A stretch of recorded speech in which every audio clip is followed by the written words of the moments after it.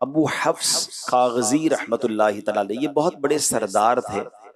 आपका जब इंतकाल हुआ तो किसी ने आपको ख्वाब में देखकर पूछा कि आपके साथ क्या मामला हुआ। तो वो कहते हैं कि अल्लाह पाक ने रहम फरमाया, मेरी बख्शिश फरमा दी और मुझे जन्नत अता फरमा दी। ख्वाब देखने वाले ने पूछा कि ये किस सबब से हुआ, आप पर ये मेहरबानी कैसे हो गई। तो कहता है जब मैं बारगाह इलाही में हाजिर हुआ तो अल्लाह पाक ने फरिश्तों को हुक्म दिया कि इसके गुनाह शुमार करो, इसके कितने गुनाह हैं, गुनाह काउंट किए जाएं। कहते मेरे गुनाहों की गिनती फरिश्तों ने शुमार की। फिर इरशाद हुआ कि अब इसके दुनिया में मेरे महबूब अलैहिस्सलातु वस्सलाम पर पढ़े गए दुरूद शुमार करो। तो कहते मेरे दुरूद गिनना शुरू किए फरिश्तों ने। बस हुआ ये कि वो दुरूद शरीफ मेरे गुनाहों से ज्यादा निकले। अल्लाह पाक ने फरमाया बस ए फरिश्तों काफी है, इसका मजीद हिसाब ना लो, इसे मेरी जन्नत में दाखिल कर दो। अल्लाह अकबर। कुर्बे खुदा हो हासिल, जन्नत में हो वो दाखिल, जिसने लिखा पढ़ा है सल्ले अला मोहम्मद। जाने भी दो इरम को, इरम कहते हैं जन्नत को, हमें जन्नत में जाने दो। रिजवान कौन है? जो जन्नत के दरवाजे पर, जो जन्नत के यूं समझिए कि गेट पर फरिश्ते मुकर्रर हैं, उनको कहा जा रहा है कि हमें जन्नत में जाने दो, ए रिजवान हमें रोको नहीं। जाने भी दो इरम को, रिजवान न रोक हमको, क्यों सीने पे लिख लिया है सल्ले अला मोहम्मद। जन्नत मकाम होगा, दोज़ख हराम होगा, गर दिल पे लिख लिया है सल्ले अला मोहम्मद सल्लल्लाहु अलैहि वसल्लम। तो ये कमाल का वजीफा है। चलते फिरते उठते बैठते जितना हो सके दुरूद पाक की कसरत करें, और जितना दुरूद पाक पढ़ेंगे इंशाअल्लाह इतनी बरकतों का नुज़ूल होगा। ये मिलकर मोहब्बत के साथ बाआवाज़ बुलंद दुरूद पाक पढ़ लें। सल्लू अलल हबीब सल्लल्लाहु तआला अला मुहम्मद सल्लल्लाहु अलैहि वसल्लम। हजरत अली बिन हुसैन रदी अल्लाह तआला अन्हु फरमाते हैं, एक मरतबा जुमा के इज्तिमा में मुसलमानों के चौथे खलीफा मौलाए कायनात मौला अली शेर खुदा करमल्लाहु तआला वजुल करीम ने ये दुआ मांगी, अल्लाहुम्मा अस्लिहना बिमा अस्लहता बिहिल खुलफा अर्राशिदीन। ऐ हमारे प्यारे अल्लाह पाक, हमारी ऐसी इस्लाह फरमा जैसी तूने खुलफाए राशिदीन की इस्लाह फरमाई। जुम्मे के बाद बनु हाशिम का एक नौजवान मौला अली करमल्लाहु तआला वजुल करीम की खिदमत में हाजिर हुआ और अर्ज किया, ए अमीरुल मोमिनीन, आपने दुआ मांगी थी, इलाही तूने जैसी खुलफाए राशिदीन की इस्लाह फरमाई, हमारी भी ऐसी इस्लाह फरमा। हुजूर ये तो बताइए खुलफाए राशिदीन से आपकी क्या मुराद है? आए बड़ों की बड़ी बातें होती हैं। मौला अली शेर खुदा करमल्लाहु तआला वजुल करीम की आंखों में आंसू आ गए। आप फरमाते खुलफाए राशिदीन से मेरी मुराद हजरत अबू बकर सिद्दीक रदी अल्लाह तआला अन्हु और हजरत उमर फारूक रदी अल्लाह तआला अन्हुमा है। मौला अली ने मजीद फरमाया, ये दोनों शख्सियात हिदायत के इमाम हैं, दोनों ही शेखुल इस्लाम हैं। रसूलुल्लाह सल्लल्लाहु अलैहि वसल्लम के बाद इन्हीं से हिदायत मिलती है। जो इन दोनों की पैरवी करे वो सिराते मुस्तकीम पर चलने वाला है। जो इन दोनों को अपना इमाम बना ले वो हिदायत पर रहता है। और जो अबू बकर और उमर का दामन मजबूत थाम ले वो अल्लाह पाक का गिरोह है और अल्लाह पाक का गिरोह ही कामयाब है। हालांकि यकीनन उनके बाद हजरत उस्मान गनी रदी अल्लाह तआला भी खलीफा राशिद बने, हजरत मौला अली शेर खुदा भी सुभान अल्लाह खलीफतुल मुस्लिमीन अमीरुल मोमिनीन, और आप खुद भी खुलफाए राशिदीन में शामिल हैं। मगर गालिबन ये वो दौर होगा जब हजरत अबू बकर सिद्दीक और हजरत उमर फारूक जलवा फरमा नहीं होंगे, इंतकाल फरमाया होगा और आपने उनकी याद में इतने शानदार जुमले कहे और खुद किस कदर आजिज़ी फरमा रहे हैं कि अल्लाह मुझे ऐसा नामा या अमाल अता फरमा या ऐसी इस्लाह फरमा दे। मौला अली शेर खुदा एक और जगह फरमाते हैं, ऐसा आमाल नामा जो मैं रोजे कयामत अल्लाह पाक के हुजूर लेकर हाजिर होना चाहता हूँ, ऐसा आमाल नामा मुसलमानों के दूसरे खलीफा हजरत फारूक आजम रदी अल्लाह तआला अन्हु का है। यानी क्या खूबसूरत इनका आपस में इंटरेक्शन था, क्या प्यार था अहले बैत अतहार और सुभान अल्लाह सहाबा इकराम अलैहिम रिदवान में। और फारूक आजम रदी अल्लाह तआला अन्हु की तो क्या शान है। यकीनन मौला अली शेर खुदा करमल्लाहु तआला वजुल करीम आप खुद भी बहुत बुलंद मर्तबा हैं। आपकी पाकीज़ा सीरत, आपके किरदार, आपके अखलाक व आदात इबादात में कोई कमी नहीं, आप इंतहाई बाकमाल हैं। मगर सुभान अल्लाह आप कहते मैं ऐसा नामा या अमाल अल्लाह की बारगाह में लेकर जाना चाहता हूं जैसा फारूक आजम रदी अल्लाह तआला अन्हु का है। अब सोचिए फारूक आजम आजम का मकाम कैसा होगा, उनकी सीरत और उनका किरदार कैसा होगा। ये जहन में रहे कि आमाल नामे में इंसान का हर छोटा बड़ा अमल होता है, तो इसका मतलब उनका हर अमल ही कैसा बाकमाल है, जिसके बारे में मौला अली शेर खुदा कितनी खूबसूरत बात फरमा रहे हैं। शायर लिखते हैं ना, बहारे बाग ईमा हजरत फारूक आजम हैं, बहारे बाग ईमा हजरत फारूक आजम हैं, चरागे बज़्म इरफां हजरत फारूक आजम हैं। नुमाया आपकी हर एक अदा से शान फारूकी, खुदा की तैगे बुर्रा हजरत फारूक आजम हैं। हजरत फारूक आजम वो हैं जो मुराद रसूल हैं। सहाबी रसूल तो हैं, मगर आप मुराद रसूल भी हैं। अल्लाह अकबर। नबी पाक ने गोया अल्लाह से उन्हें मांगा, यानी आप अलैहिस्सलाम ने दुआ फरमाई कि ऐ अल्लाह उमर को इस्लाम की दौलत अता फरमा, और हजरत उमर रदी अल्लाह तआला फिर ईमान लाए। ये बड़ा कमाल का वाकया है। मुख्तसरन अर्ज कर देता हूँ कि सुभान अल्लाह, नबी पाक अलैहिस्सलाम की दुआ का कैसा समरा, कैसा रिजल्ट मुसलमानों को मिला। हजरत उमर रदी अल्लाह तआला जब ईमान नहीं लाए थे, उस वक्त भी आपके जलाल और आपकी हैबत के चर्चे थे।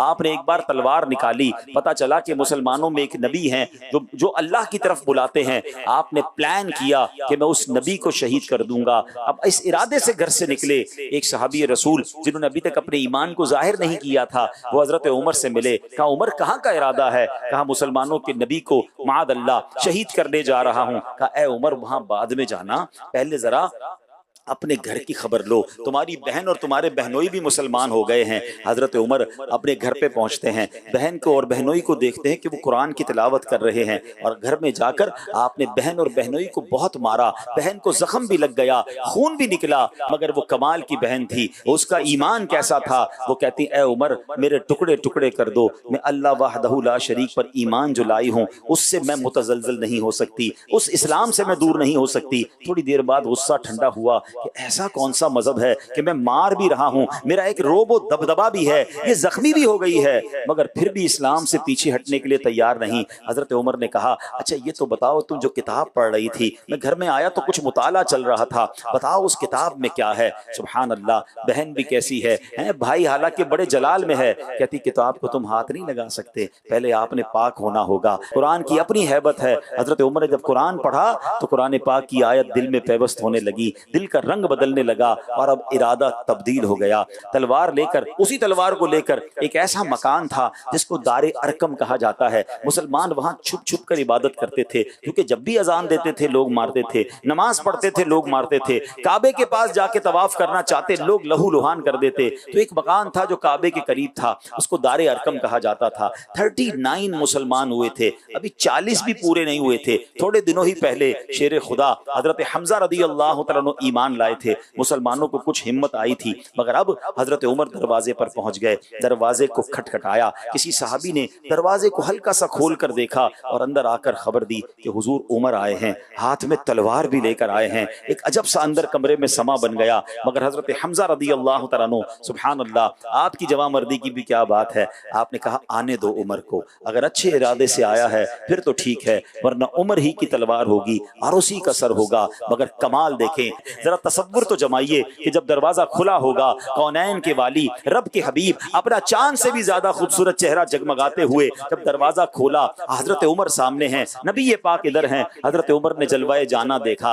नबी पाक अलैहिस्सलाम ने कुछ इस तरह फरमाया, ए उमर ईमान क्यों नहीं ले आते, कब तक मुझसे लड़ते रहोगे? अल्लाह अकबर, ये अल्फाज निकलने थे कि हजरत उमर की दिल की दुनिया और बदल गई। कहते हैं अशहदु अल्ला इलाहा इल्लल्लाह व अशहदु अन्ना मुहम्मदन अब्दुहु व रसूलुहु। अल्लाहु अकबर, हजरत उमर का कलमा पढ़ना था। सहाबाए किराम की खुशी का आलम यह है, हदीस की किताबों में ये अल्फाज हैं कि तमाम सहाबा ने बुलंद आवाज से नारा तकबीर बुलंद किया, और तकबीर की आवाज जो है वो ऐसी गूंजी कि मक्के के पहाड़ गूंज उठे। लोग हैरान हो गए कि मुसलमानों को हो क्या गया है, ये छुपकर इबादत करने वाले इतनी बुलंद आवाज से नारे क्यों लगा रहे हैं? हर कोई खुश था। सुभान अल्लाह, कुरान के नूर ने और नबी पाक के जलवे ने हजरत उमर के सुभान अल्लाह दिल को बदल कर रख दिया। एक और खूबसूरत शेर है आला हजरत का। सैयदी आला हजरत कहते हैं, क्योंकि हजरत उमर के लिए नबी पाक दुआ किया करते थे, वो बड़ा कठिन वक्त था, मुसलमानों को मार पड़ती थी। आज हम पंखों में बैठे हैं, मस्जिद में बैठे हैं, किसी को ये खौफ नहीं है कि अजान कैसे होगी, अरे नमाज पढ़ेंगे तो कोई मारने तो नहीं आ जाएगा।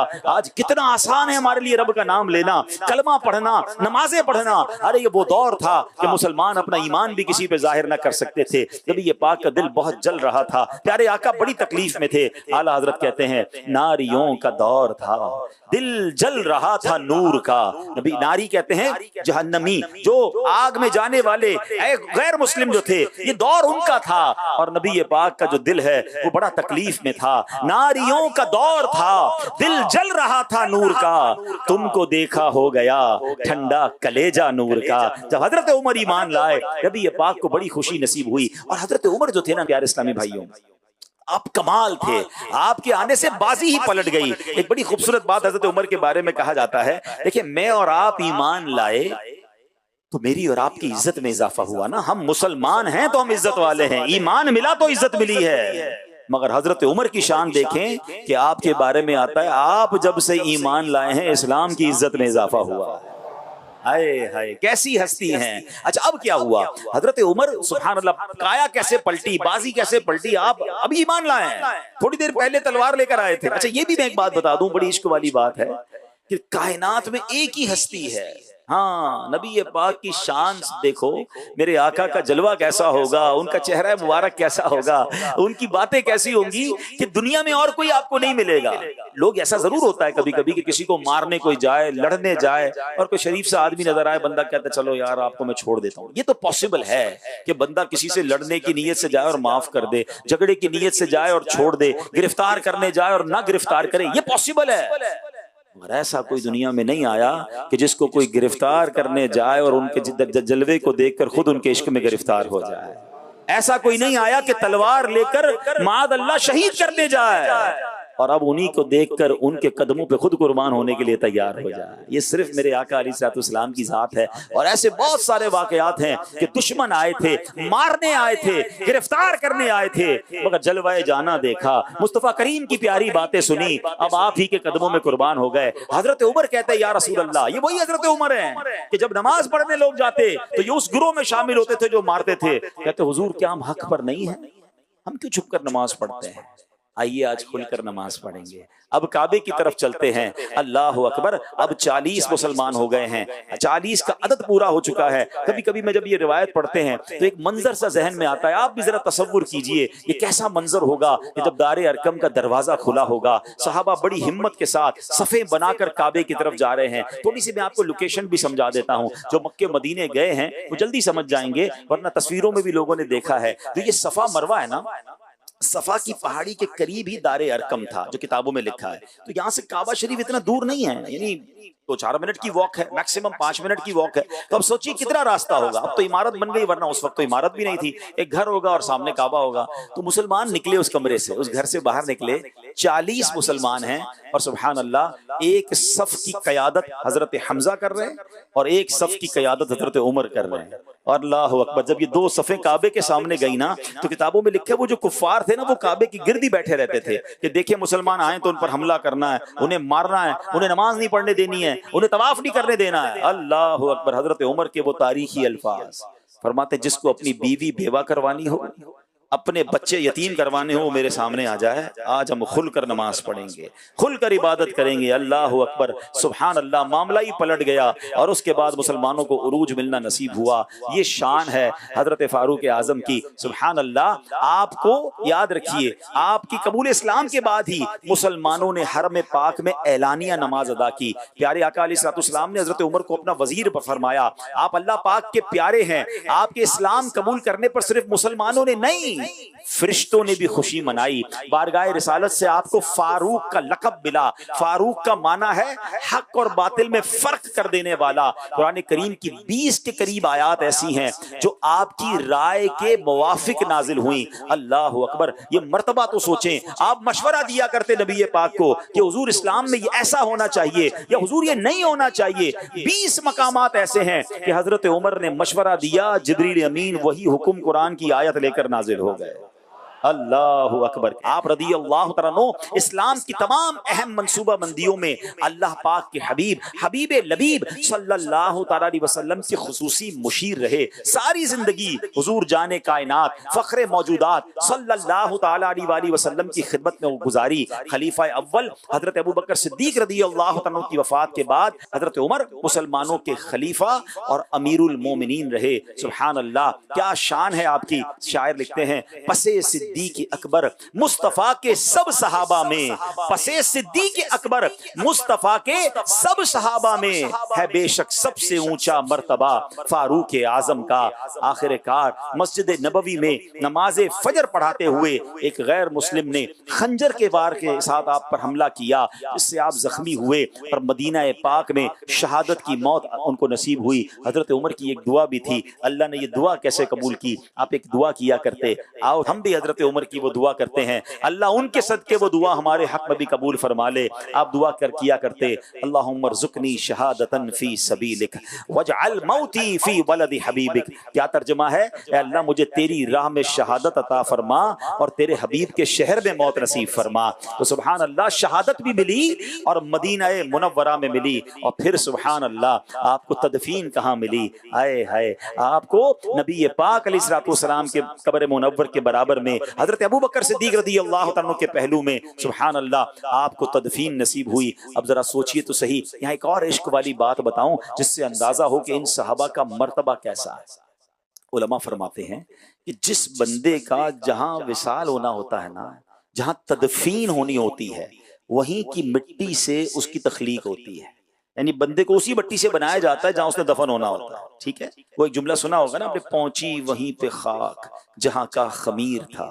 जिधर से बनाया जाता है ना, जिस मिट्टी से बंदा उधर ही पहुंचता है। अभी कल परसों की बात है, मुझे कोई बता रहा था कि एक साहब अपने बच्चों से मिलने अमेरिका गए और वहीं उनका इंतकाल हो गया, उनकी अमेरिका में तदफीन हुई। मैं सोचने लगा, यार इनकी नसीब में मिट्टी वहां की लिखी थी, अमेरिका पहुंचकर वहां पता नहीं इतना दूर जाके उनकी कब्र बननी थी, क्योंकि हमें नहीं पता होता कि हमने कहाँ दफन होना है। मगर ये लिखा है किताबों में कि जिस मिट्टी से बनाया गया ना, बंदा वहां पर जाकर दफन होगा। आए हाय, अब जरा सोचो कि हजरत उमर फारूक, हजरत अबू बकर सिद्दीक रदी अल्लाह तआला की किस्मत पर हमारी जाने कुर्बान, इन दोनों शख्सियात को उसी मुबारक मिट्टी से बनाया गया जिस मुबारक मिट्टी से जनाब रसूलुल्लाह सल्लल्लाहु अलैहि वसल्लम की तख्लीक हुई है।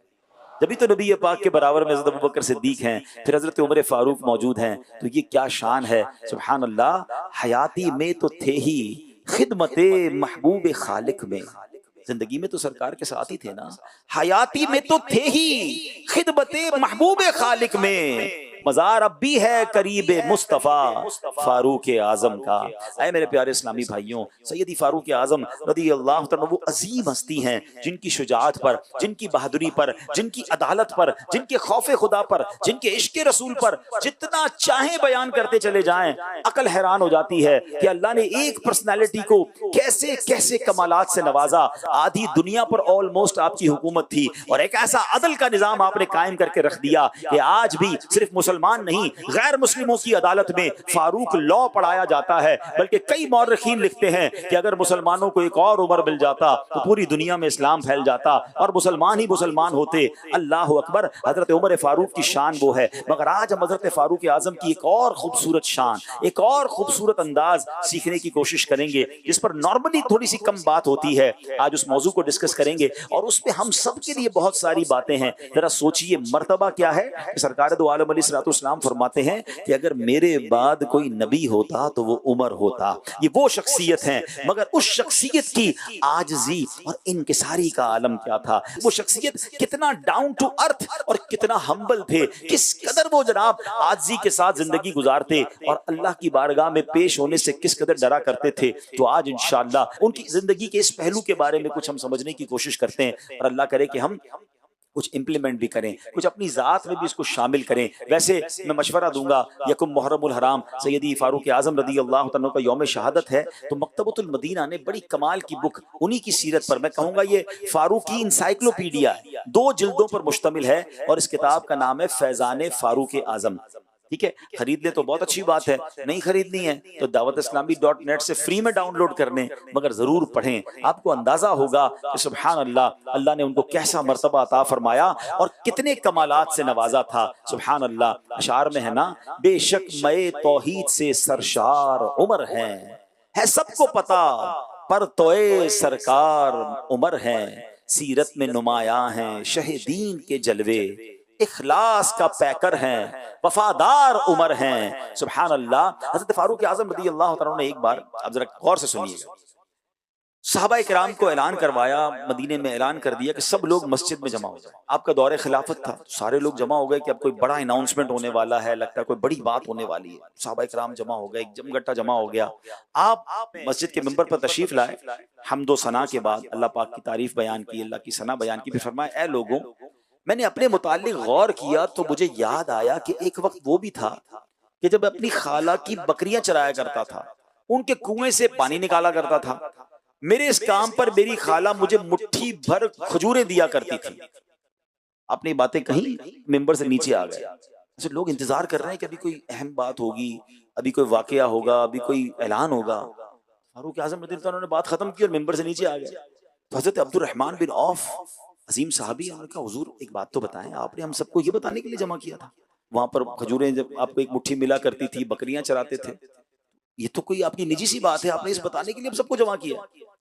हाय हाय, आप जरा सुनिएगा, खलीफतुल मुस्लिमीन अमीरुल मोमिनीन फारूक आज़म रज़ी अल्लाह तआला क्या फरमाते हैं? फरमाते, मैं तन्हाई में बैठा था तो मुझे मेरे नफ्स ने कहा, ए उमर, अब तुम अमीरुल मोमिनीन हो, सब मुसलमानों के खलीफा हो, तुम्हारे और खुदा के दरमियान इस वक्त और कोई वास्ता नहीं है, बस तुम ही सबसे अफजल हो। फरमाया, जब मेरे नफ्स ने मुझे यूं वसवसा दिलाया तो मैंने आप सबको जमा करके अपनी पुरानी याद आप सबके सामने बयान कर दी और अपने नफ्स को अपनी औकात याद दिला दी है। आप जरा सोचिए तो सही, हैं? कह रहे मैं बता दूं आप लोगों को मैं क्या था, मैं तो बकरियां चराने वाला, मैं तो मजदूरी करने वाला, मुझे नफ्स ने कहा तुम बहुत बड़े हो गए हो, तो मैंने सोचा सारे ही मुसलमानों को जमा करके बता दूं कि मेरी औकात क्या है। अल्लाह अकबर। कभी हम सोच सकते हैं ऐसा? लोग अपना माजी भूलते हैं, भुला देते हैं, बताते भी नहीं किसी को।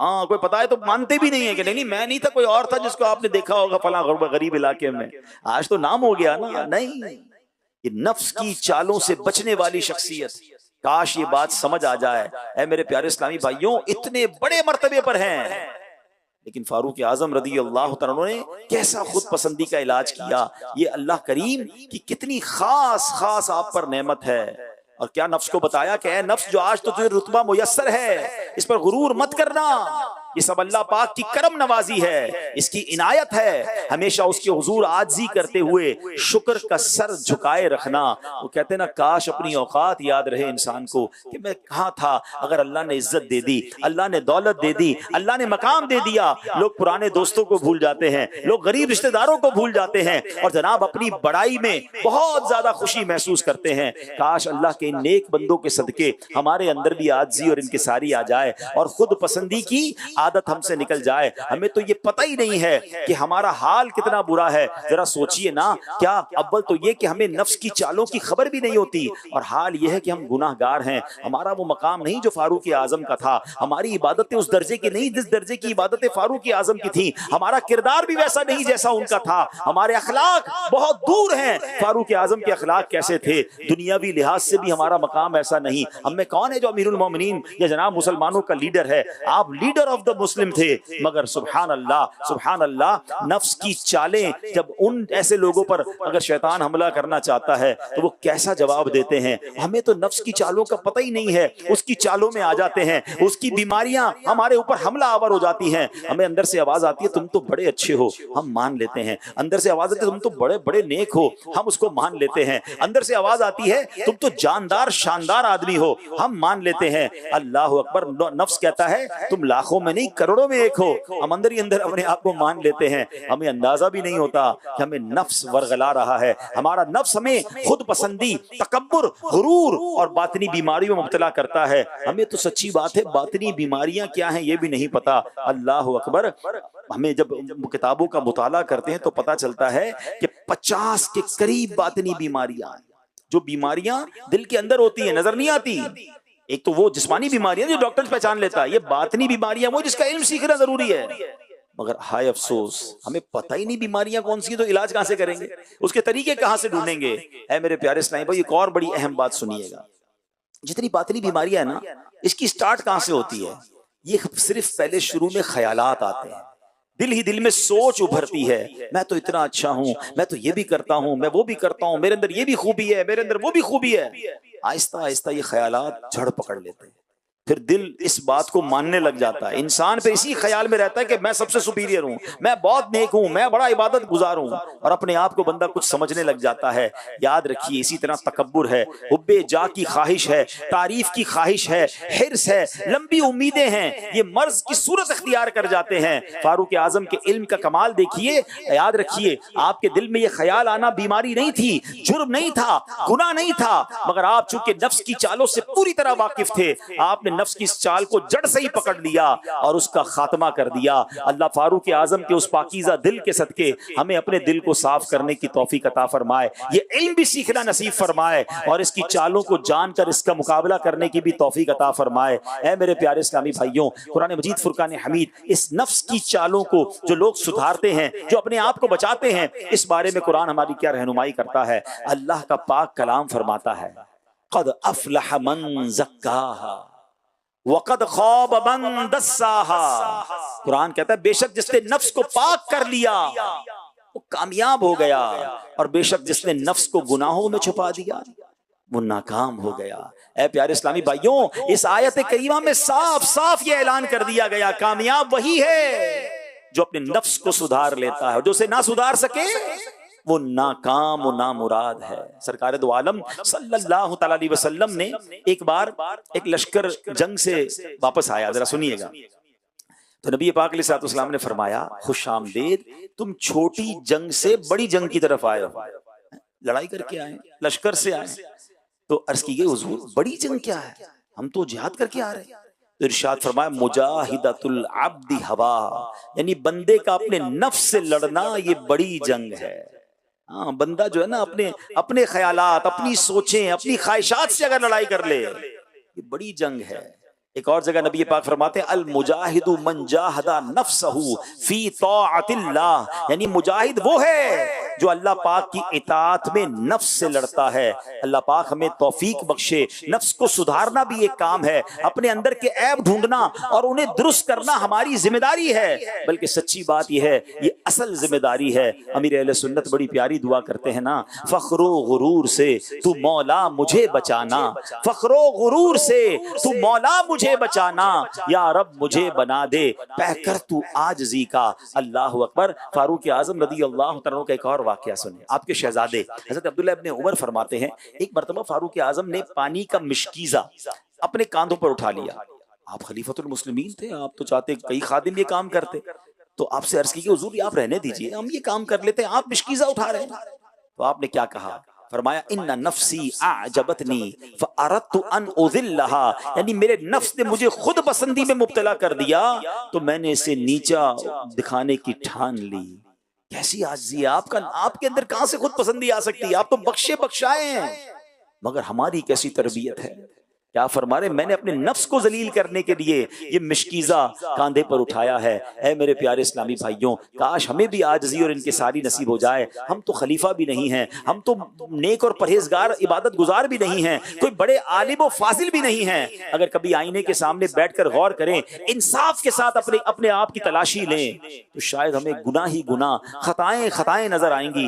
मगर कैसा अपने आप को हम समझ बैठे हैं, 2-4-5 नमाजें पढ़ लें, कभी हज करके आ जाएं, कोई उम्रा करके आ जाए, कोई मदनी काफले में सफर करके आ जाए, कोई इज्तिमा का पाबंद हो जाए, इमामा या दाढ़ी रख लें, अल्लाह अकबर, बंदा कन्फर्म अपने आप को जन्नती समझने लग जाता है। यकीनन ये काम अच्छे हैं, मगर क्या गुनाह खत्म हो गए? क्या बुरी आदतें हमारे अंदर नहीं? याद रखिए, हमें ये नहीं पता हमारी नेकियां कबूल हैं कि नहीं, क्योंकि नेकियों में मिलावट भी हो सकती है, नेकियों में रियाकारी दिखलावा भी हो सकता है, मगर गुनाहों का मीटर भी तो जारी है, उसको कौन याद रखेगा? बल्कि आज बुजुर्गाने दीन के ये अकबाल मिलते हैं कि बंदा नेकियां करके भूल जाए, गुनाह करके याद रखे। हमारा तो मामला ही उल्टा है, मैं गुनाह याद ही नहीं है, मगर नेकियां ऐसी याद है, ओ बाप रे बाप, ऐसी पक्की नेकियां याद है किसी के साथ बैठ जाएं 15-20 मिनट और सुनाएं आपके क्या हाल है, ठीक है। बस अल्लाह का बड़ा करम है, बस मेहरबानी हुई थी। 2005 में हज पे गया था, 2010 में फिर 5 साल कंटिन्यू उम्रे पे गया। पिछले 2 साल पहले हमने हमारी मस्जिद में कोई छत डली थी, उसमें भी चंदा दिया था। और हम बस अल्हम्दुलिल्लाह गरीब बच्चों के साथ भी ताउन कर रहे होते हैं। यानी 5-7 मिनट में 15 साल की नेकियां गिनवा दी। हालांकि पूछा नहीं किसी ने कि हजरत अपनी नेकियां गिनवाई है, मगर याद इतनी है कि 25-25, 30-30 साल पुरानी नेकी लोगों को बताते हैं। जिसको 25 साल पुरानी नेकी याद है, मेरा उससे एक सवाल है, कल आपने झूठ बोला था वो याद है? 2 दिन पहले आपने मोबाइल पर कुछ देखा था जो नहीं देखने वाला था, वो याद है? आज आपने थोड़ी देर पहले किसी का दिल तोड़ दिया था, वो याद है? सोचिए, ऐसे कितने गुनाह हैं जो सुबह शाम हमसे हो रहे होते हैं, याद भी नहीं है, और नेकियां याद है। कैसी अजीब बात है ना। यही तो नफ्स की चालें हैं। अगर गुनाह याद रहेंगे तो शर्मिंदा रहेंगे, फिर तौबा करते रहेंगे, फिर माफी मांगेंगे, फिर आंसू बहेंगे। गुनाह भूल जाते हैं, एक बार तहज्जुद पढ़ लेना, ओहो हम हवाओं में उड़ने लग जाते हैं। अच्छा, फिर तहज्जुद पढ़ के फिर ये दिल में ख्याल भी आता है कि सब लोगों को बताऊं तो उसी मैंने आज तहज्जुद पढ़ी है। नफली रोजा रख ले हम जिस दिन, बाप रे बाप, पूरे मोहल्ले को बताना है हजरत ने नफली रोजा रखा है। क्यों? गुनाह खत्म हो गए क्या? वो सारी खताएं हमें पता है कि माफ हो गई। शर्मिंदगी, और शर्मिंदा कौन हो रहा है? अल्लाह की बारगाह में आंसू कौन बहा रहे हैं? जो कतई जन्नती हैं, जो कहते हैं मुझे नफ्स की खुद पसंदी की जब चाल होती है, मैं उसको जलील करने के लिए नफ्स को औकात याद दिला देता हूं। हम हैं कि जनाब कोई हमें कान में कह दे हजरत माशाल्लाह आप तो कमाल हैं, बस हमें लगता है हम बाकमाल हैं। किसी की बातों में भी आ जाते हैं और अपने दिल की बातों में भी आ जाते हैं। काश ये बात दिल में बैठ जाए, मैं सबसे बुरा हूं निगाहे करम। बड़ा खूबसूरत कहते ना उलमाए किराम ने एक बहुत खूबसूरत अंदाज लिखा कि इंसान हर बंदे से अपने आप को हकीर जाने, गुनाहगार जाने, फिर आजिज़ी आती है। मिसाल के तौर पर उन्होंने लिखा किताबों में कि कोई शख्स आपसे उम्र में बड़ा है, आप कहें यार इसकी तो उम्र ज्यादा है, मुझसे ज्यादा ही नहीं किया होंगी इसकी, मैं तो इससे कम हूँ। अच्छा, कोई उम्र में छोटा है तो आप सोचें ये छोटा है तो इसके तो गुनाह कम होंगे, मेरी उम्र ज्यादा है, मेरे गुनाह ज्यादा है, फिर भी मैं इससे कम हूँ। कोई उम्र में बराबर है तो कहें यार ये अच्छा होगा, मुझे मेरे गुनाह पता है कितने ज्यादा, यही अच्छा होगा। यानी हर मौके पर अपने आप को कमतर समझ रहा है। और हमारे यहाँ हाल ये कि हर मौके पर अपने आप को ऊपर समझना है। नहीं यार इससे तो मैं अच्छा ही हूँ, इनको क्या पता जो मुझे पता है, मैंने कौन कौन सी नेकियां की है मैं जानता हूँ। नहीं, ये वो नफ्स की चाल है जो हमें पता ही नहीं है। काश खौफे खुदा, आजिज़ी, अब इसी वजह से बंदा तकब्बुर में मुब्तला होता है ना। तकब्बुर की तारीफ क्या है? बंदा दूसरों से अपने आप को अच्छा समझे। जब अच्छा समझता है जब तो तकब्बुर करता है ना। बंदा समझे मैं हूं ही बुरा आदमी, मैं काबिल ही नहीं हूं किसी की, अल्लाह की मेहरबानी, अल्लाह ने इज्जत दे दी है। लेकिन नहीं, आज तो जनाब सब कुछ मैंने किया है, मैं यहां तक पहुंचा हूं, मेरी तालीम, मेरा मर्तबा, मेरी मेहनत, कुछ भी मेरा और आपका नहीं। याद रखिए सब अल्लाह का दिया हुआ है। ये रब की मेहरबानी है, जब चाहे वो वापस ले सकता है। याद रखिएगा, वतुइज़्ज़ु मन तशा वतुज़िल्लु मन तशा बियदिकल खैर। अल्लाह जिसे चाहे इज्जत दे, और जब किसी को रब जलील करे ना तो उसे कोई इज्जत नहीं दे सकता। ये देखिए कैसी कैसी आजिज़ी वाली शख्सियत है। फिर क्यों ना करें, सरकार दो आलम अलैहिस्सलाम आजिज़ी के कैसे फजाइल बयान फरमाते। जो भी अल्लाह पाक के लिए आजिज़ी इख्तियार करता है, अल्लाह पाक उसे बुलंदी अता फरमा देता है।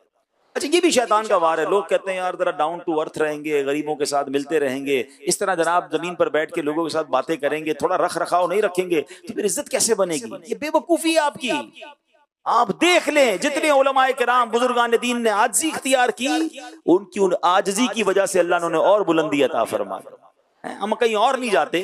बानी दावत इस्लामी, शेख तरीकत, हम सब के दिलों की धड़कन अमीर अहले सुन्नत को देखें, कितने हम्बल, कितने आजिज़ी वाले हैं। उनका लिबास देखें, उनका अंदाज देखें, उनकी गुफ्तगू देखें, वो हर वक्त ये कह रहे होते हैं कितनी आजिज़ी वाले। मुझे, मैं उलमाए किराम से पूछ के बताता हूँ, मेरी ये बात अच्छा ऐसा करें उसको डिलीट कर दें। आप बहुत प्यारे अंदाज में गुफ्तगू फरमाते, कभी महसूस नहीं होने देते कि आप अपने आप को अपर साइड पर रखते हैं।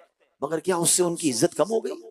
अरे हमारे दिलों में उनकी इज्जत और बढ़ गई। वो बच्चे से भी प्यार से बात कर रहे हैं, नौजवान से भी प्यार से बात कर रहे हैं, बुजुर्गों पर शफकत फरमा रहे हैं। काश ये रोल मॉडल हमारे सामने, यानी हदीस पढ़े और इनको देख लें। यार आजिज़ी इख्तियार करने से इज्जत कब नहीं होती है? अल्लाह बुलंदी अता फरमाता है। हम चाहते नहीं, हम कर्रो फर तकब्बुर रोब दबदबे से इज्जत बढ़ाएंगे। हम गलत रास्ता चुन रहे हैं। इज्जत मिलती ही उस चीज में है जिसमें नबी पाक अलैहिस्सलाम के नक्शे कदम और उनके बताए हुए तरीके पर बंदा अमल करे। एक और हदीस सुनिए, अल्लाह के हबीब अलैहिस्सलाम फरमाते हैं अत्तवादउ ला यजीदुल अब्दा इल्ला रिफ़अतन फतवादउ यरफ़अकुमुल्लाह। आका फरमाते हैं आजिज़ी बंदे को सिर्फ बुलंदी ही अता करती है, बस आजिज़ी इख्तियार करो, अल्लाह पाक तुम्हें बुलंद रुतबा अता फरमा देगा। फिर कंफर्म हो गया ना कि आजिज़ी ही बुलंदी का रास्ता है, तकब्बुर बुलंदी का रास्ता नहीं है, खुद पसंदी बुलंदी का रास्ता नहीं है। हैं कहते ना दाना खाक में मिलकर गुले गुलजार होता है। दाने को जब खाक में मिलाते हैं तो फूल खिलते हैं ना, तो खाक में मिलना पड़ता है। फिर देखें कैसे बरकतें नसीब होती हैं। बड़ी खूबसूरत बात बाबा बुल्ले शाह फरमाते हैं, बड़ों की बड़ी बातें होती है ना। आप लिखते हैं मिट्टी दातू मिट्टी होना कादी बल्ले बल्ले, मिट्टी दातू मिट्टी होना कादी बल्ले बल्ले, अज मिट्टी दे उत्ते बंदिया कल मिट्टी दे थल्ले। क्या कमाल की बात फरमाते, क्या है मिट्टी से बना हुआ, ठीक है, और होना भी मिट्टी है, फिर किस बात की बल्ले बल्ले है, फिर किस बात का गुरूर है, फिर किस बात की उड़ान है, हैं? आज मिट्टी दे उत्ते बंदिया है, बंदे आज मिट्टी के ऊपर है, कल मिट्टी दे थल्ले, कुछ दिनों बाद तुझे मिट्टी में चले जाना है। जिसको मिट्टी में जाना हो उसको तकब्बुर करना कैसा है? ये जो अकड़ फूं दिखाते हैं, मैं बताऊंगा, मसल के रख दूंगा, मैं किसी को छोड़ूंगा नहीं, मेरे आगे कोई बुलंद आवाज से बात नहीं कर सकता। अरे जनाब मेरी बड़ी टोर है, मेरी बड़ी बात है, मुझसे कोई ऊंची आवाज में बात नहीं कर सकता। भूल है उनकी। हाँ, ऐसे लोगों के करीब भी लोग नहीं जाते, और जब उनको जब उरूज से जवाल मिलता है ना, फिर कोई पूछने वाला भी नहीं होता। बड़े बड़े कर्रो फर वाले आए, हाँ, फिर उसके बाद उनको जगह भी नहीं मिलती। आजिज़ी इख्तियार करने वाले लोगों के दिलों में बसते हैं। वो कहते हैं ना, इंसानों के सरों और जिस्मों पर हुकूमत ना करो, लोगों के दिलों पर राज करना सीखो, और लोगों के दिलों में मोहब्बत से बंदा दाखिल हो सकता है, आजिज़ी इनकिसारी और प्यार से दाखिल हो सकता है। फारूक आजम रदी अल्लाह तआला की क्या शान है, इस कदर बड़ा मर्तबा है। मगर एक बार आप हज पर गए हैं, सुभान अल्लाह, आपका अंदाज क्या था? हजरत आमिर बिन रबिया रदी अल्लाह तआला फरमाते हैं, एक मर्तबा फारूक आजम हज के लिए मक्का पाक की तरफ रवाना हुए। पूरे सफर हज में आपने जहां भी पड़ाव किया, रास्ते में जहां भी ठहरे, ना वहां खैमा लगाया, ना कोई शहाना इंतजाम किया, बस किसी दरख्त पर चादर डालते और उसके साए में बैठ जाते थे। अमीरुल मोमिनीन खलीफतुल मुस्लिमीन है। आज हमें जनाब कोई दावत में जाएं, कोई अच्छी सीट पर ना बिठाए, हम नाराज हो जाते हैं। किसी इज्तिमा में जाएं, कोई आगे ना बुलाए, हम नाराज हो जाते हैं। अरे जनाब प्रोटोकॉल नहीं दिया, हमसे पूछा नहीं, हमसे मुस्कुरा कर नहीं मिले। अल्लाह अकबर, ये क्या है? सरकार दो आलम सल्लल्लाहु अलैहि वसल्लम की भी सुन्नत मुबारक है कि महफिल में जिसको जहां जगह मिले वो जगह पे बैठ जाए। हम के नहीं जनाब, मुझे वो वाली सीट पे नहीं बिठाया, मेरा ऐलान नहीं हुआ। अपने दिल से पूछे, फिर तकब्बुर किस शय का नाम है? ये हुब्बे जा नहीं है, ये मेरी वावा हो इसकी तमन्ना नहीं है। फारूक आजम है, खेमे की बजाय चादर लगाते और नीचे दरख्त के नीचे बैठ जाया करते।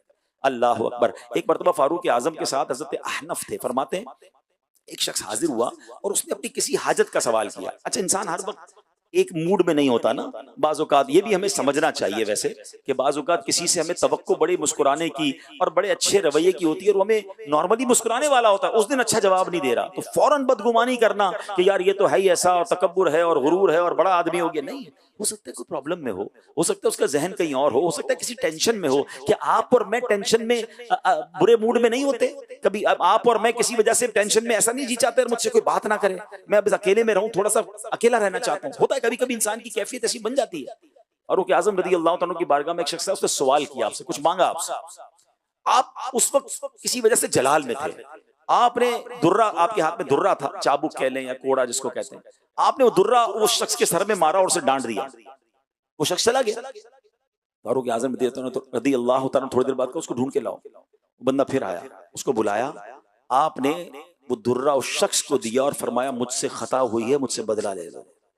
अमीरुल मोमिनीन ने अपना दुर्रा उसके हाथ में दिया कि अब तुम मुझसे बदला लो, जो मैंने मारा वो नहीं मारना चाहिए था। वो शख्स कहता है हुजूर कोई बात नहीं, मैंने आपको माफ कर दिया, अल्लाह के लिए माफ किया। आपने कहा देख लो वाकई अल्लाह के लिए माफ कर रहे हो और मेरे डर से माफ कर रहे हो। कहते नहीं हुजूर मैंने आपको अल्लाह की रजा के लिए माफ किया।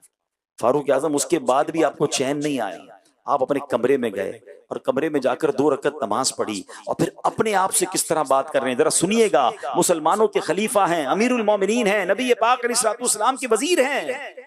कहते हैं ए इब्ने खत्ताब तुम कमजोर थे, अल्लाह पाक ने तुम्हें बुलंदी अता की, तुम गैर मुस्लिम थे, अल्लाह ने तुम्हें इस्लाम की हिदायत बख्शी, तुम रुस्वा थे, अल्लाह पाक ने तुम्हें इज्जत से नवाजा, फिर तुम्हें लोगों का हुक्मरान बनाया, अब तुम मदद मांगने वालों को मारते हो, कल अल्लाह पाक के हुजूर क्या जवाब दोगे? आप देर तक अपने आप को यूं ही डांटते रहे। कैसा, जिसको कहते हैं फिक्रे मदीना का अंदाज, सुभान अल्लाह। ये जो हमारा नेक आमाल पर हमें जो अमल करने का जायजा लेने का कहा जाता है, यही तो है कि पूरा दिन गुजरा कैसे, खताएं कितनी हुई, अमल हुआ कि नहीं। काश कहते हैं ना रूहे नेक आमाल का जायजा हमें नसीब हो जाए कि बंदा हर सवाल पर हाँ या ना कहते वक्त ये सोचे कि मैंने क्यों नहीं किया। हजरत उमर रोजाना रात को सोने से पहले अपने आप से बात करते थे, ऐ उमर तुमने ये क्यों किया और ये तुमने क्यों नहीं किया। अल्लाह अकबर, अल्लाह उनकी उस आजजी और खौफ खुदा का हमें जज्बा अता फरमाए। और एक और बात सीखने को मिली कि अगर कोई शख्स हमारे पास मांगने आता है, मदद लेने आता है, आप नहीं दे सकते कोई बात नहीं, मगर उसे झाड़े तो नहीं, उसे डांटे तो नहीं। आजकल मामला यह है कि एक तो लोग मदद नहीं करते, दूसरा गरीब को जलील करते हैं। अरे आपने उसका दिल तोड़कर एक कबीरा गुनाह कर दिया, आप नहीं दे सकते, आप प्यार से बना कर दें, आप माजरत कर लें, लेकिन उसको दिल ना तोड़ें। अल्लाह अकबर। बल्कि एक उल्टा मामला भी है, कुछ लोग जब देते हैं तो देते वक्त भी दिल तोड़ देते हैं, क्योंकि जनाब देते वक्त सेल्फी खींचते हैं गरीब की, देते वक्त उसको जताते हैं कि देखो मैंने तुम्हारी मदद की है, कई कई धक्के खिलवा कर देते हैं। अल्लाह अकबर। ये तो ऐसा हुआ कि आपने दूध भी दिया और उस दूध में मैंगनियां भी डाल दी, वो बेचारा उस दूध को सही तरीके से पी भी नहीं पा रहा, तो ऐसी मदद करने का क्या फायदा है। तो याद रखिए, अगर किसी को कुछ दे नहीं सकते ना, उसका दिल न तोड़ें। सैयदी आला हजरत लिखते हैं ना, शरबत न दें करें बात लुत्फ से। शरबत नहीं दे सकते तो प्यार वाली बात तो कर सकते, उसके तो पैसे नहीं लगते ना। शरबत न दें करें बात लुत्फ से, ये शहद हो तो फिर किसे परवाह शकर की है, ये वाला शहद तो दे दिया करो। सुभान अल्लाह। हजरत उमर की सीरत से हमें ये भी सीखने को मिलता है। फारूक आजम रदी अल्लाह तआला के किस किस वस्फ की बात की जाए। एक बार फारूक आजम रात के वक्त अपने घर से बाहर निकले तो इमाम औज़ाई से रिवायत है कि एक शख्स ने उन्हें देख लिया, चुपके चुपके उनका पीछा करने लगा। देखता हूँ अमीरुल मोमिनीन कहाँ जाते हैं। एक घर में दाखिल हुए, कुछ देर के बाद बाहर निकले, फिर दूसरे घर में दाखिल हुए। पीछा करने वाले ने घर को नोट कर लिया। सुबह हुई तो घर में जाकर चेक किया कि कौन रहता है। जब घर में गए तो पता चला एक बूढ़ी अपाहज नाबीना खातून रहती हैं। फारूक आजम वहां जाकर उनके घर के काम काज कर दिया करते थे। ये कैसी नेकी है। वो सोशल मीडिया पे पोस्ट आई थी, क्या उस बूढ़ी औरत को जताया था कि मैं तुम्हारे घर में आकर जो है वो ये करके देता हूं। लोगों ने छुप कर जाते हुए देखा तो पता चला कि ये कौन सी नेकी है।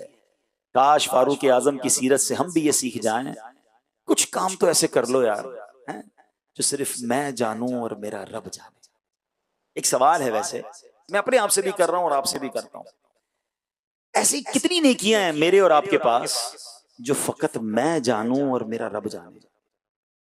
गौर कीजिएगा, अकेले में अपने आप से पूछिएगा जरूर, हमने छोड़ी नहीं है कोई नेकी। किसी ना किसी बहाने से, किसी ना किसी तरीके से लोगों को बताया। तहज्जुद भी पढ़ लेना, बंदा अकेले में पढ़ता है तहज्जुद, उसमें तो पता ही नहीं चलता लोगों को, लेकिन नहीं, वो भी सुबह उठ के किसी ना किसी तरीके से बताना है। बस यार आज बहुत थक गया हूँ। खैरियत क्यों थक गए? वो मैं तहज्जुद पढ़ता हूँ ना, उठ गया था तहज्जुद से। अच्छा माशाल्लाह, आप तहज्जुद भी पढ़ते हैं। बस अब दिल में ठंडक पड़ गई कि हजरत को पता चल गया मैंने तहज्जुद पढ़ी है और मेरा काम पूरा हो गया। हजरत आपने ये काम करके अपनी नेकी जाया कर दी, क्यों बताया लोगों को? अगर नीयत ये है कि मेरी वाह हो। सोचिए, फारूक आजम चुपके से जाकर अपाहज का, बूढ़ी खातून के घर के काम काज कर रहे हैं। तो कुछ ऐसे काम कीजिए। हमारे कई बुजुर्गाने दीन ऐसे हैं कि जिनके नेकियों का पता उनके इंतकाल के बाद पता चला। जब उनका विसाल हो गया ना, तो गरीबों ने बताया कि हमारे घर से कोई बंदा आता था, राशन दे जाता था, हमें कोई महाना मदद आती थी। बाद में पता चला ये वही हजरत थे जो हमारे शहर में रहते थे, हमें उनका नाम भी नहीं पता था। कभी जिंदगी में ऐसी मदद तो करो किसी की कि उसको पता ही ना चले मेरी मदद किसने की है। आप बोलेंगे हजरत मदद करने वाले को पता नहीं चलेगा तो दुआ कैसे करेगा? अरे वो दुआ करे ना करे, मेरा रब तो देख रहा है ना। आपने किसकी मदद की उसको पता भी ना चले, उसका काम हो जाए, वो उसकी आंखों में जो खुशी के आंसू होंगे, उसके दिल में जो राहत दाखिल होगी, अरे वही आपकी बिगड़े काम बनाने के लिए काफी है। मैं क्यों चाहता हूं उस गरीब को पता चले कि मैंने तुम्हारी मदद की है, ताकि वो शर्मिंदा रहे मेरे सामने, मुझसे आंखें ना मिला सके, हमेशा मेरा शुक्रगुजार रहे। नहीं नहीं, हमारे असलाफ का अंदाज तो ये था कि मदद भी करते थे, उससे कुछ तलब ना करते थे। हजरत उम्मे सलमा रज़ी अल्लाह तआला अन्हा और एक और ज़ौजाए रसूल सल्लल्लाहु अलैहि वसल्लम का ये मामूल था कि जब अपने खादिम को रकम देती, कहती किसी गरीब की मदद करके आओ, और जब वो गरीब की मदद करें तो उसको दुआ के लिए मत कहना, बस पैसे दे आना, और अगर कोई हमारे लिए दुआ कर दे तो वो नोट कर कर आना। गुलाम आकर कहता है, ए अम्मी जान, मैं गया गरीब की मदद की, फकीर को रकम दी, उसने आपके लिए ये कहकर दुआएं की। सुभान अल्लाह, अम्मी हुजूर उम्मुल मोमिनीन अपने हाथ उठाती हैं और अल्लाह की बारगाह में उसी गरीब, उसी फकीर के लिए वही दुआएं करती हैं जो उन्होंने हजरत उम्मुल मोमिनीन के लिए दुआ की थी। और फिर क्या फरमाती हैं कि दुआ का बदला दुआ हो जाए, सदके का बदला रब से लेना है। यानी उनको कोई तलब ही नहीं है कि लोग हम किसी की मदद करें तो हमें शुक्रिया कहें, हमारे लिए दुआएं करें। हम तो किसी की एक बार मदद कर दें, हम चाहते हैं सारी जिंदगी बेचारा हमें शुक्रिया अदा करके जाए, सलाम करके जाए, एहसान मंद रहे। बल्कि वो नहीं कहता तो लोग कह रहे होते, मैंने इसको घर दिलाया है, मैंने इसको मोटरसाइकिल दिलाई है, चप्पल पहनकर आया था, नौकरी करता था, मैंने घर दिला दिया है। आप खुद सोचिए ये क्या कर रहे हैं आप? उस गरीब को बार बार जलील कर रहे हैं, उस गरीब का बार बार दिल तोड़ रहे हैं। अरे दे दिया तो दे दिया, अल्लाह ने आपको दिया था तो आपने दिया। मेरा और आपका कमाल क्या है अगर हम किसी की मदद करते हैं? खुदा की कसम ये रब की अता है। सच्ची बात ये है, अगर कोई किसी की मदद करता है तो उस पर कोई एहसान नहीं करता। अरे उसको तो सजदा शुक्र करना चाहिए कि मेरे मालिक तूने मुझे ऐसा बनाया कि मैं किसी की मदद कर सकता हूं। अरे मैं भी किसी के दरवाजे पर खड़ा हो सकता था कि मेरी माँ बीमार है, दवाई के पैसे नहीं, मेरी बच्ची की शादी है, मेरे पास जहेज की रकम नहीं है, अरे मैं जनाब मैं किसी प्रॉब्लम में हूं, मुझे कर्जा दे दो। मैं और आप भी किसी के दरवाजे पर हो सकते थे। अगर अल्लाह ने इस काबिल बनाया है कि लोग आपसे राब्ता करते हैं, या तो उसकी उनकी मदद करें, नहीं मदद कर सकते मोहब्बत के साथ उन्हें मना करें, और अगर मदद कर दें कभी एहसान मत जताना। कुरान कहता है, या अय्युहल्लज़ीना आमनू ला तुबतिलू सदकातिकुम बिल मन्नि वल अदा, ऐ ईमान वालो अपने सदके बातिल न करो एहसान जताकर और तकलीफ पहुंचाकर। मगर आज हाल यह है कि बंदा किसी की मदद कर दे, अब उसको सारी जिंदगी जताता है ये तुम गुनाहगार हो रहे हो, उसका दिल तोड़ रहे हो। कभी ये काम मत करना। फारूक आजम रज़ियल्लाहु तआला अन्हु नेकियां कर रहे हैं मगर किसी को नहीं पता। अगर सुभान अल्लाह, मैं आपको एक और मजे की बात बताता हूं, और ये भी किताबों में लिखा है और आंखों का मुशाहिदा भी है। जब बंदा छुप कर अल्लाह के लिए इबादत करता है ना, और अल्लाह के लिए करता है, इखलास के साथ करता है, अल्लाह उसकी उस नेकी को भी लोगों पे जाहिर कर देता है, उसको और उरूज अता फरमा देता है। वो रब की मर्जी है, रब जिसे चाहे उरूज अता फरमाए। तो काश फारूक आजम रज़ियल्लाहु तआला की सीरत से हमें सीख लें। आखिरी बात, सुभान अल्लाह, फारूक आजम एक बार मुल्क के शाम तशरीफ ले जा रहे थे। हजरत अबू उबैदा बिन जर्राह बड़े कमाल के सहाबी हैं, अशरा मुबशरा में आप भी हैं, वो उनके साथ थे। दोनों ऐसे मकाम पर पहुंचे जहां घुटनों घुटनों पानी था। फारूक आजम ऊँटनी पर सवार थे रज़ियल्लाहु तआला। अब अपनी ऊँटनी से उतरे, अपने मोजे उतारे और मोजे कांधों पर रख लिए, ठीक है, और ऊँटनी की रस्सी पकड़कर पानी में दाखिल हो गए। तो ये अंदाज देखकर हजरत अबू उबैदा बिन जर्राह ने कहा, अमीरुल मोमिनीन, यहाँ के लोग आपको इस हालत में देखेंगे तो अच्छा नहीं लगेगा ना, आपको इस अंदाज से लोग देखेंगे। फारूक आजम ने क्या फरमाया? फरमाया, अबू उबैदा, तुम्हारे अलावा कोई ये बात कहता तो मैं उसे निशाने इबरत बना देता। याद रखो हम बेसरो सामान कौम थे, फिर अल्लाह पाक ने इस्लाम के जरिए हमें इज्जत बख्शी। बस अगर हम इस्लाम के अलावा कहीं और इज्जत ढूंढेंगे तो अल्लाह पाक हमें रुसवा कर देगा। क्या कमाल का जुमला, इस्लाम ने इज्जत दी है, इस्लाम के अलावा कहीं और इज्जत मत ढूंढना। ये उन तमाम लोगों के लिए दर्स है कि जो जनाब कहते हैं यार मैं जरा मजहबी हुलिया अपनाकर किसी बड़े लोगों की दावत में जाऊंगा तो लोग क्या कहेंगे। कुछ इमामा पहनने वाले इमामा उतार देते हैं, कुछ सुन्नतों भरा लिबास पहनने वाले किसी ऐसे मुल्क या किसी ऐसी जगह जाते हैं, उनको अपना सुन्नतों का लिबास में शर्मिंदगी हो रही होती है, इस्लाम का नाम लेते में शर्मिंदगी हो रही होती है, नबी पाक की सुन्नत पर अमल करने में शर्मिंदगी हो रही होती है। यार सारे ही खड़े होकर खाना खा रहे हैं, मैं बैठकर खाऊंगा तो लोग क्या कहेंगे, मैं सीधे हाथ से खाऊंगा तो क्या होगा, मैं फला सुन्नत पर अमल करूंगा तो लोग क्या कहेंगे। कभी ये मत सोचना कि लोग क्या कहेंगे। फारूक आजम ने ये दर्स दिया है। फिर जुमला सुन लो, फरमाते हैं कि हमें इस्लाम ने इज्जत बख्शी है, हम इस्लाम के अलावा कहीं और इज्जत ढूंढेंगे तो अल्लाह पाक हमें रुसवा कर देगा। मैं गदा हूं अपने करीम का, मेरा दीन पार आए ना नहीं। अरे डंके की चोट पर सुन्नत पर अमल करेंगे। और अल्हम्दुलिल्लाह हमने देखा है, आप दुनिया के किसी मुल्क में चले जाएं, अगर सर पर इमामा है, चेहरे पर दाढ़ी है,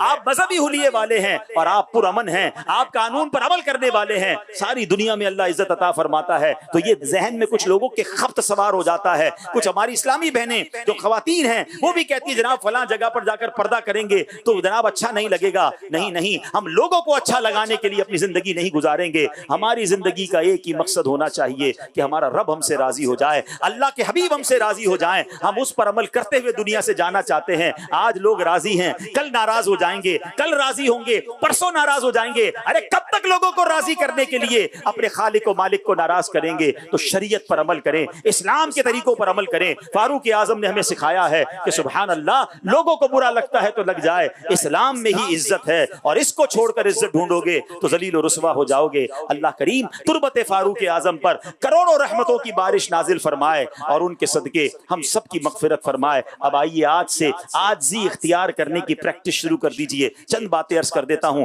नबी पाक की सीरत का मुताला कीजिए, कब्रिस्तान की हाजिरी अपने मामूल में शामिल कीजिए। कब्रों को देखकर, इस जगह को देखकर भी आजी पैदा होती है कि क्यों कर्रो फर्क कर रहा हूं, क्यों जनाब इतनी ज्यादा अकड़ कर रहा हूं। जाना तो इसी 2 गज की कब्र में है, तो कब्रिस्तान इबरत के लिए जाया करें। दिल में खौफे खुदा बढ़ाएं, सलाम को आम कीजिए, बल्कि सलाम में पहल कीजिए। कहते हैं जो सलाम में पहल करता है ना, जाने या ना जाने, हर किसी को सलाम में पहल करें। आपके दिल में आजिज़ी पैदा होना शुरू हो जाएगी, तकब्बुर साफ होना शुरू हो जाएगा। कब्र और आखिरत का तसव्वुर बांधा करें। हो सके तो अपने गुनाहों को याद किया करें। जब भी दिल में तकब्बुर और इस तरह के ख्याल आए, अपने गुनाह याद करें और जनाब आखिरत को याद करें। तो इंशाअल्लाह अल्लाह ने चाहा तो इन बीमारियों से जान छूट जाएगी। अल्लाह पाक से दुआ करता हूँ, रब्बे